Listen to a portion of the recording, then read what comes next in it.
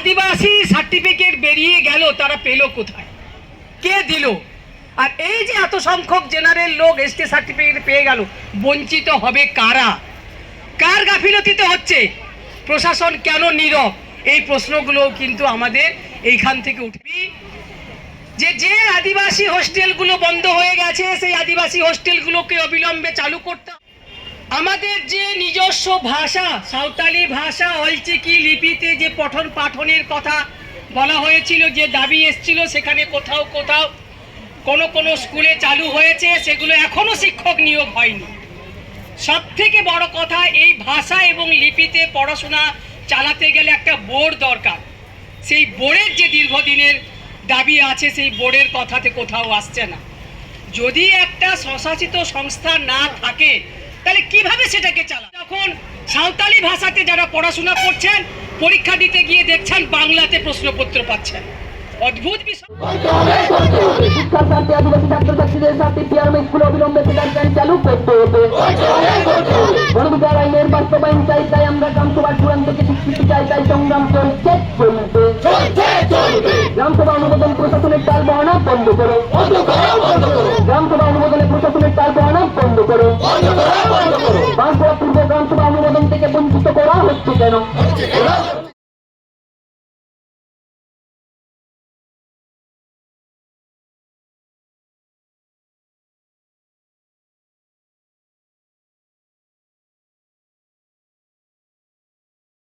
পূর্ব মেদিনীপুর, 24 পরগনা এবং উত্তরবঙ্গের কয়েকটা জেলাতে আছে লোধারা, উত্তরবঙ্গের মাদারিহাটে আছে। তারা আবার বিশেষভাবে বিপন্ন জনজাতি, সেটা হচ্ছে আপনার টোটোরা, আর পুরুলিয়াতে আছে বীরহোড়রা।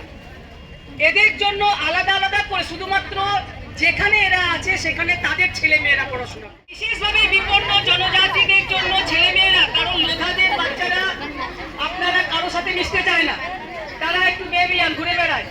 তো তারা যাতে হোস্টেলে থেকে পড়াশোনা করতে পারে, সেই হোস্টেলগুলো গড়ে তোলা হয়েছে। সেই হোস্টেল কোথাও কোথাও তাদেরকে বিভিন্ন জায়গায় মাদারিহাটের টোটোপাড়া থেকে আমলাশোলে, ওদলচুয়ার, লোধাপাড়া পর্যন্ত আমাদের পশ্চিমবঙ্গের যে আদিবাসী যে গোষ্ঠীগুলো আছে 42টা, তার মধ্যে যে জনসংখ্যা আছে, তার আদিবাসী সার্টিফিকেট বেরিয়ে গেল, তারা পেল কোথায়, কে দিল? আর এই যে এত সংখ্যক জেনারেল লোক এসটি সার্টিফিকেট পেয়ে গেল, বঞ্চিত হবে কারা? কার গাফিলতিতে হচ্ছে? প্রশাসন কেন নীরব? এই প্রশ্নগুলো কিন্তু আমাদের এইখান থেকে উঠে আসছে। আমাদের দাবি যে আদিবাসী হোস্টেলগুলো বন্ধ হয়ে গেছে, সেই আদিবাসী হোস্টেলগুলোকে অবিলম্বে চালু করতে হবে।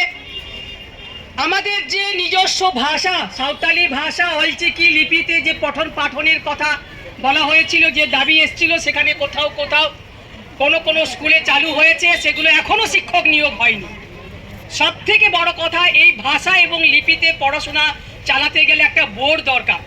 সেই বোর্ডের যে দীর্ঘদিনের দাবি আছে, সেই বোর্ডের কথাতে কোথাও আসছে না। যদি একটা স্বশাসিত সংস্থা না থাকে, তাহলে কিভাবে সেটাকে চালাবে? আজকে আমাদের রাজ্যের কোনো রাজ্য সরকার নেই, সরকার চলবে? ঠিক একইভাবে যদি এই ভাষার মাধ্যমে পঠন পাঠন চালু করতে হয়, তাহলে কিন্তু তার একটা পরিকল্পনা থাকতে হবে, তার একটা সিস্টেম চালু করতে হবে।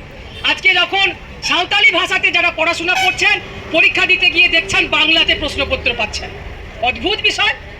তাহলে কোথাও কি আমাদের ধরে নিতে হবে যে কোথাও যে আমাদের যে ভাষার নিয়ে আমরা আন্দোলন করছি, ভাষার মাধ্যমে পঠন পাঠন চালু হয়েছে, তাতে সেটাকে আমরা এগিয়ে নিয়ে যেতে চাইছি, বাঁচাতে চাইছি।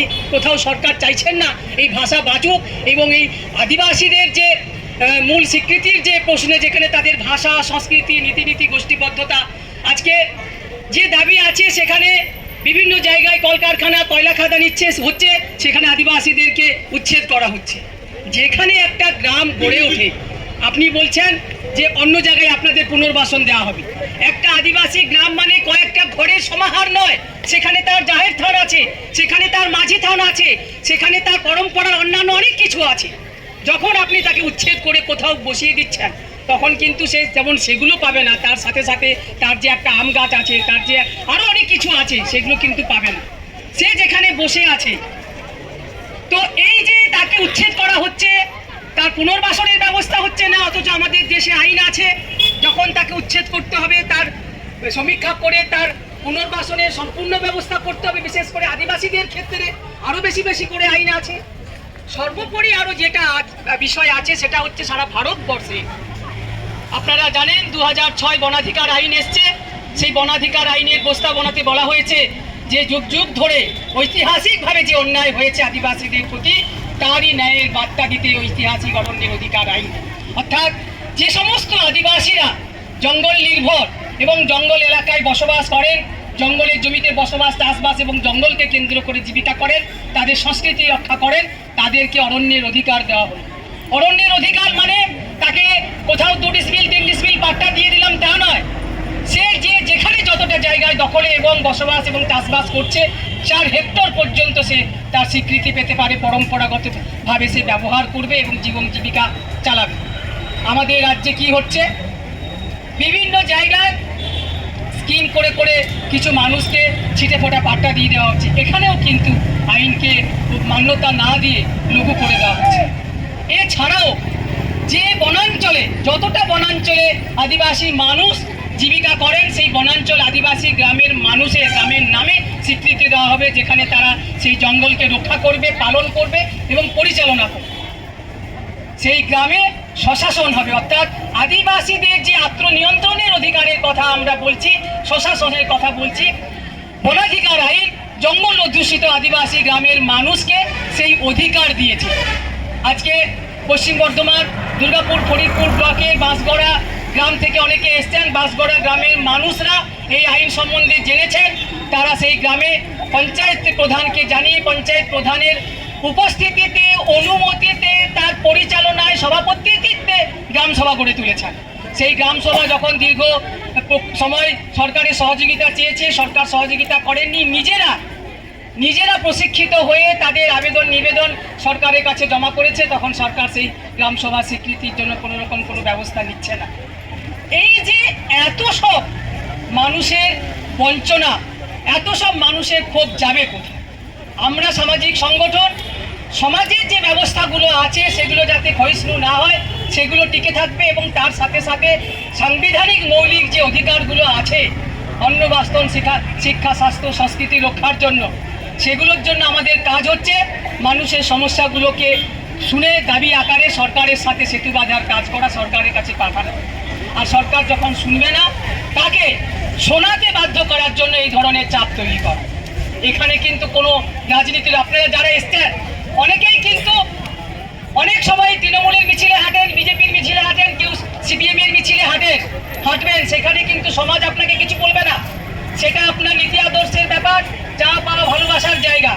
কিন্তু যখন আপনার জাতি, আপনার সমাজ যখন কোথাও মনে হবে একটা কি বলবো ভয়ঙ্কর পরিস্থিতির মধ্যে পড়ছে, আপনার জাতির লোক যখন উচ্ছেদ হয়ে যাবে, আপনার জাতির লোক যখন তার অধিকার থেকে বঞ্চিত হবে, আপনার সমাজ যখন ভেঙে যাবে, তখন কিন্তু আপনাকে মনে করতে হবে আপনি একজন আদিবাসী। আমার আদিবাসী সমাজকে রক্ষা করতে, আমার আদিবাসী জাতিকে রক্ষা করতে কিন্তু তখন একত্রিত হতে হবে।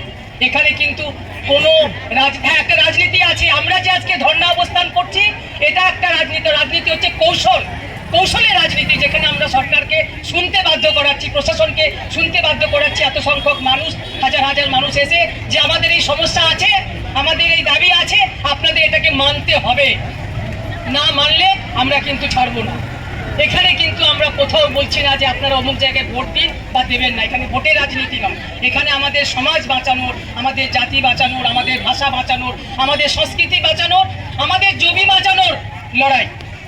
এই লড়াইতে আপনারা যারা এসছেন সবাইকে একটা আহ্বান করব যে আদিবাসীদের একতা কিন্তু দরকার সারা ভারতবর্ষের সাথে সাথে পশ্চিমবঙ্গে বর্তমানে।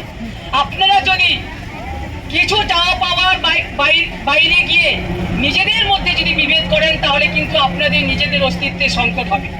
নিজেদের অস্তিত্ব বাঁচিয়ে রাখতে, নিজেদের দাবি দাওয়া আদায় করতে আপনাদের একতা সব থেকে দরকার। আপনারা যারা বিভিন্ন ব্লক থেকে, বিভিন্ন গ্রাম থেকে অনেক সংখ্যক মা বোনেরা এসছেন এবং অনেক ছাত্রছাত্রী এসছেন, সবাইকে আমি আবার হুলসাই জোহার, সংগ্রামী অভিনন্দন, জিন্দাবাদ জানিয়ে শেষ করছি। ধন্যবাদ।